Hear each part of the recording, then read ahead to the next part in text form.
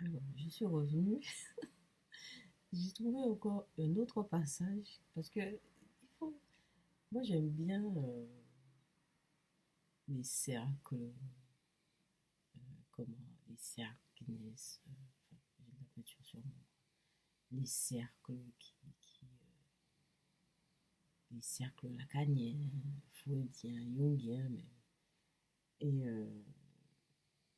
c'est vrai, j'ai pensé à plusieurs reprises comment, de rejoindre un de ces groupes. Mais à chaque fois, il y a des choses qui m'arrêtent. Vous savez quoi? Euh, Parce qu'il y a toujours... déjà, bon, c'est vrai que là, j'ai le texte devant les yeux. Mais en fait, c'est peut-être... c'est une traduction, déjà, c'est une traduction. Donc, sûrement, il y a des choses qui se sont perdues. Un sens qui s'est perdu. Peut-être qu'il y a eu déjà un tri. Peut-être que on n'a pas laissé apparaître certaines choses qui sont en réalité très, très fondamentales pour la personne de Jung, il s'agit de Jung. Et donc, voilà. Et je me dis, c'est pas la... j'ai pas envie de me retrouver avec des gens. J'ai rien contre les groupes, mais des personnes, j'ai l'impression que les idées ont été faussées et on ne dit pas réellement qui est Jung.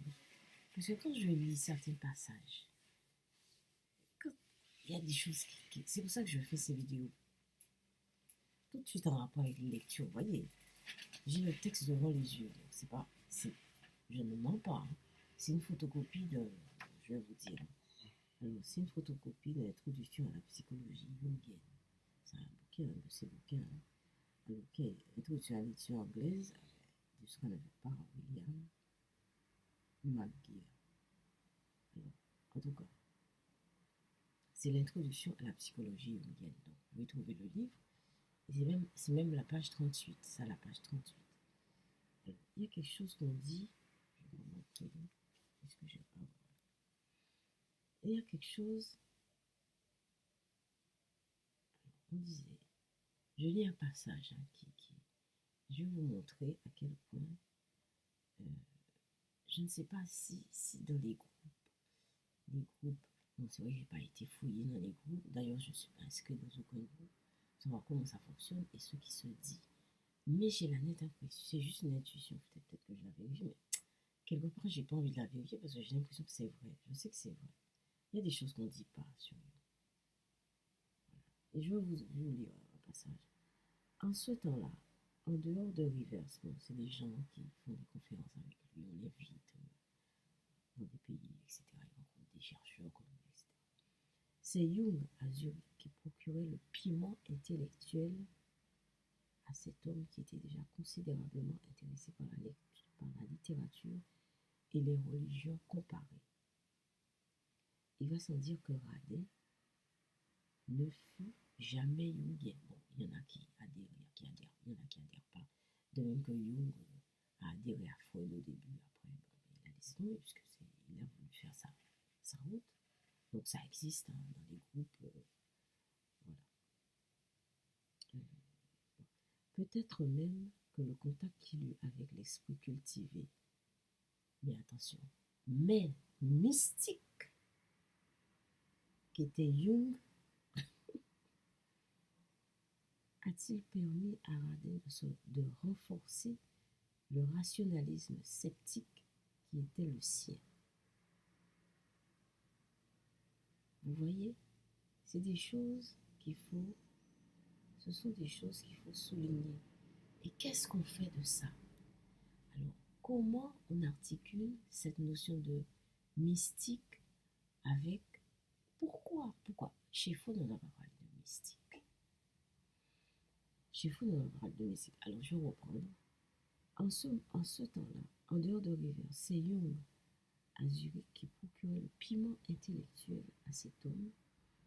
Bon, on parlera d'elle, vous allez voir, c'est quelqu'un qui n'a pas du tout la même façon de penser que nous, qui était considérablement intéressé par la littérature et les religions comparées. Il va sans dire que Radin, donc il s'agit de lui, il va sans dire que Radin ne fut jamais jungien. Bah, il ne peut pas, hein, parce qu'on va voir tout à l'heure. Peut-être même que le contact qu'il eut avec l'esprit cultivé, mais mystique, qu'était Jung, a-t-il permis à Radin de renforcer le rationalisme sceptique? C'est-à-dire qu'il a été complètement... Il a rencontré un mystique, donc du coup, il s'est renforcé dans ses idées, qui n'étaient pas du tout celles de Jung. Mais même dans le texte, hein, on voit mais mystique. On aurait pu dire et mystique. Mais on a dit mais mystique. Donc, il y a des choses qui ne vont pas avec ni ce qu'on entend par l'esprit scientifique, ni ce qu'on entend par la société dans laquelle évoluait Jung, même jusqu'à présent dans nos sociétés. Quand je dis nos sociétés, je parle des sociétés occidentales. Il y a d'autres sociétés tout aussi importantes, mais les sociétés occidentales, vraiment, c'est elles qui font, qui, comment dire, j'allais dire, c'est les sociétés occidentales qui donnent le là, voilà, je cherchais le mot, qui donnent le là. C'est les sociétés. Alors, quand on dit mais mystique, et quand je dis que c'était à la limite, ça dérangeait sa façon de penser, ça dérangeait. Alors, c'est vrai que c'est quand même quelque chose d'extraordinaire. À son époque, il a tenu bon et il a écrit des tonnes de choses, enfin je dis des tonnes, mais énormément. Il ne s'est jamais laissé abattre. Et pourtant, le même mystique, alors il va sans dire que Radin ne fut jamais jungien. Peut-être même que le contact qu'il eut avec l'esprit cultivé, parce que c'est un monstre, il est cultivé, il y a des choses. Il fait des liens, il faut aller chercher les liens.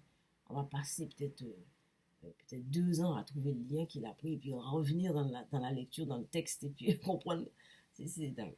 Alors, même mystique, ça c'est. Voilà. Donc, voilà. Donc, j'ai fait. On va s'arrêter là. Et puis, je vais revenir régulièrement sur ces textes. C'est fondamental. À plus!